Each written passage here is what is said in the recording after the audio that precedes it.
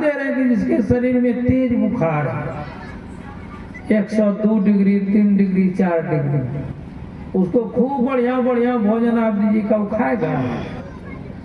खाएगा?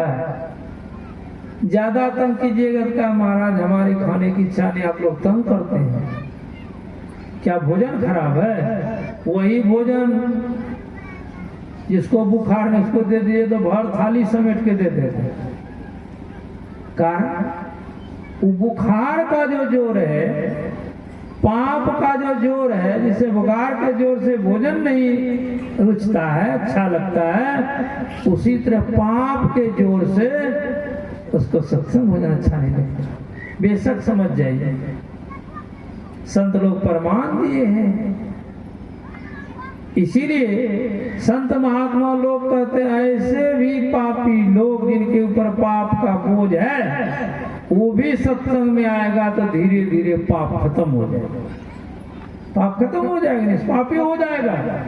इसलिए सत्संग में सबको आना चाहिए, बहुत लाभ है, कल्याण की बात। इसलिए भी पाठ में सुन रहे थे हम लोग, मुझ मंगलमय संत समाजो जो जग जंगम तीर्थ राज, आनंद और कल्याण देने वाला समाज ही संतों का समाज है, जो चलता फिरता तीर्थराज। एक तीर्थराज तो वहां है महाकुंभ में, वो स्थिर है, वो जड़ तीर्थराज है, और ये जंगम है, चलता फिरता तीर्थराज। देखिए कहां से ही चलती चली आ रही, अरण्या ग्यासपुर से यहाँ दरगाह में आ गया है, देख लीजिए, फिर आगे बढ़े, ये रुकने वाली नहीं है, एक जगह नहीं होता है।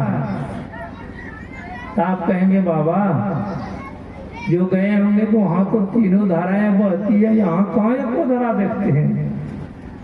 गंगा जमुना सरस्वती, आज उसी संगम पर लोग डुबकी मारते हैं, नागा लोग, साधु लोग, सत्संगी लोग। देखिएगा मोबाइल पर नजारा उसका, तो यहाँ तो नहीं, यहाँ भी है। इसको भी संत लोग त्रिवेणी संगम कहा, त्रिवेणी संगम कहा, या भगवती गंगा, उसको गंगा कहते हैं।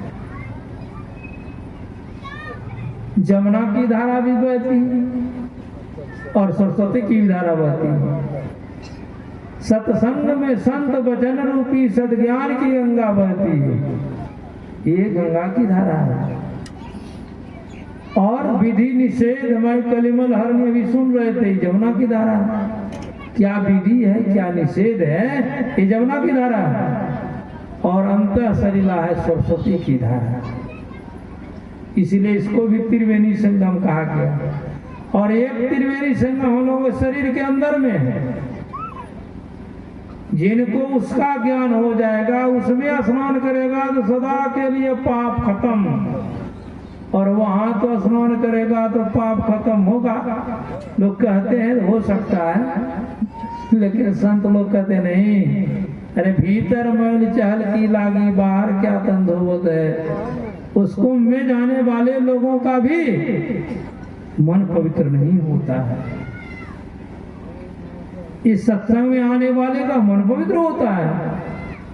इसीलिए जगत गुरु शंकराचार्य ने